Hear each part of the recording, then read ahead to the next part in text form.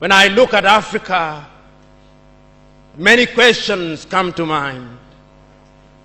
Many times I ask myself, what would happen if Mwalimu were to rise up and see what is happening?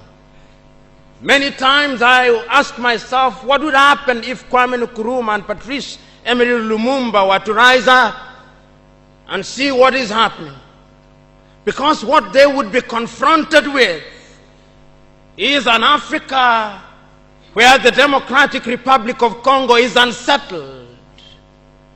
There is a war going on there, but it is not on the front pages of our newspapers because we don't even control our newspapers and the media. As I speak to you, the Central African Republic is at war, but we talk of it only mutedly. As I speak to you now, in South Sudan, the youngest nation in Africa, the Nuer have risen against the Dinka. As I speak to you now, Eritrea is unsettled.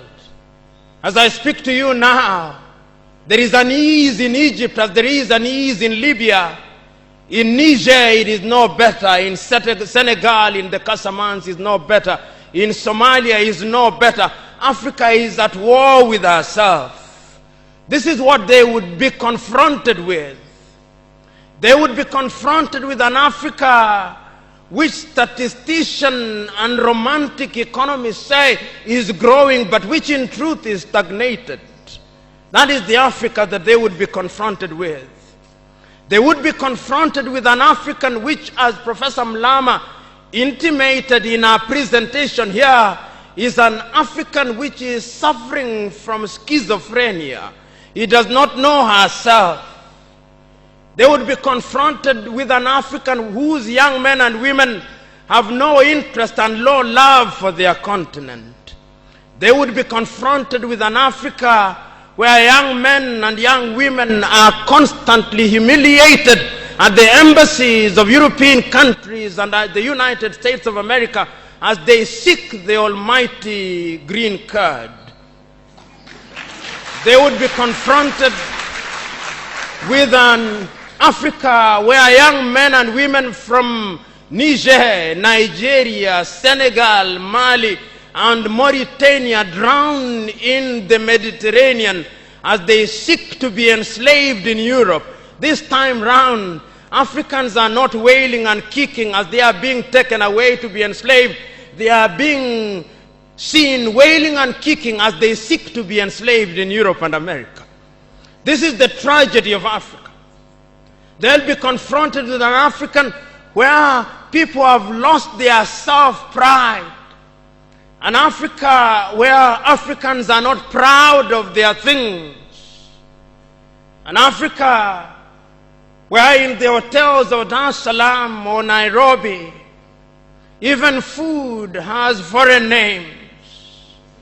When we fry potatoes, we call them French fries, even when they are fried in Dar es Salaam.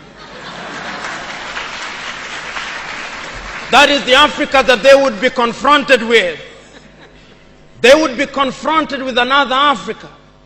An Africa which does not tell her story. An Africa whose story is told by Europe and America, the CNN, Radio Deutsche Welle, Radio France. That is the Africa they would be confronted with. They would be confronted with the young men and women who have no pride in Africa. When they want to enjoy themselves, they sing the praises of football teams from Europe and America. It is Manchester United. It is Arsenal. It is Real Madrid. And Barcelona, not Yanga, not Mufulira Wanderers, not Gor Mahia, not FC Leopards. No. That is the Africa that they would be confronted with. They would be confronted with an Africa which does not enjoy its theater and drama. That Africa celebrates Leonardo DiCaprio. It celebrates Angelina Jolie and Brad Pitt. The Africa does not celebrate Genevieve Naji of Nigeria or Rita Dominic or Lou Jacobs of Nigeria, it does not celebrate Bongowood or Nollywood or Riverwood. It celebrates Hollywood. That is the Africa with which they would be confronted. They would be confronted with African women whose greatest source of joy is cheap grade B Mexican soap opera, La Patrona, La Mujer de mi Vida, The Rich Also Cry. Why must we remind ourselves of these realities? Because throughout the ages, the battle has always been the battle of the mind. And if your mind is conquered, then you are going nowhere. And that is why in the ages of enlightenment in Europe, the great René Descartes said, cogito ergo sum, I think, therefore I am.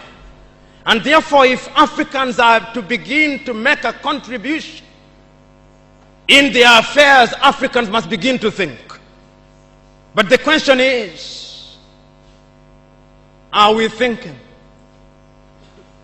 We have universities in their numbers.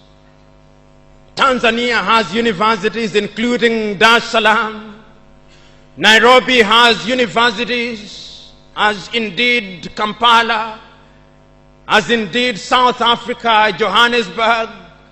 We have all these universities. We have engineers. But our roads are not being made by Tanzanian civil engineers. It is the Chinese who are present in this assembly who are making our roads.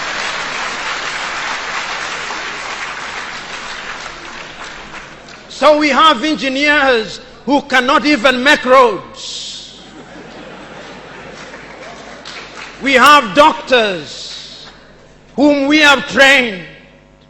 But when we are sick, particularly if we are of the political class, depending on who colonized you, if you are colonized by the United Kingdom, you rush to London.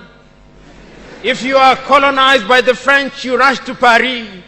If you are colonized by the Portuguese, you rush to Lisbon. And if you are colonized by the Spaniards, you rush to Madrid, Spain. And recently, because the Asians are beginning to get their act together, we run to India. And very lately, because the Arabs are also beginning to get their act together, we run to Dubai. Notwithstanding that we have the Kenyatta hostels of this country, the Muhimbilis of Tanzania, the Chris Hani Baragwanaths of South Africa, and the Mama Yemos of Kinshasa in Zaire or the Democratic Republic of Congo, but we have no faith in our doctors. In the area of education, we also don't have faith. Our political class introduced something that they call free education, but it's free indeed, free of knowledge. Because they are so suspicious of those institutions that the typical African politician would not dare take their children to those schools. Their children will be educated in the British system, in the American system, so that when they graduate, they go to the United Kingdom, to the United States. Not that there is anything wrong with those institutions, but the agenda is wrong because our leaders long lost the script and ought to be described for who they are, our misleaders. But we are co-authors of our own misfortune. Whenever we are given an opportunity to elect our leaders, we are given a blank check. And if you permit me a little latitude, and if you give me a blank check, and you allow me to analogize, and you say that I'm given the blank check to buy a Mercedes Benz, what we do is that when we are called upon, having been so empowered, we buy what one calls a tuk-tuk from India and expect it to behave like a Mercedes Benz. How does that happen? Because what we do is to elect thieves. We elect hyenas to take care of goats, and when the goats are consumed, we wonder why.